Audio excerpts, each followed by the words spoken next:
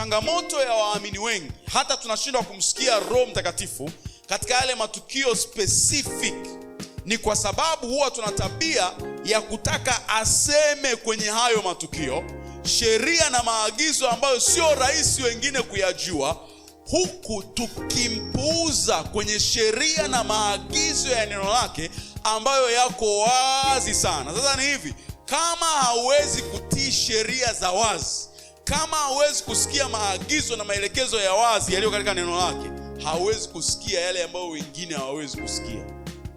Hiyo imekaaje watu wa Mungu? Kwa sababu wengi kwa habari ya kumsikia Roho Mtakatifu huwa tunataka aongee vitu na sisi ambavyo ni vya siri sana, kiasi kwamba wengine hawawezi kuvijua, hawawezi kuvisikia, ni binafsi, vinatuhusu sisi tu. Lakini uwezo wa kumsikia Roho katika hicho kiwango unajengwa katika kumsikia kwenye nini anazungumza kwa uwazi kwenye neno lake. Puuza neno lake, umepuuza uwezo wa kumsikia kwenye kila engo ya maisha yako.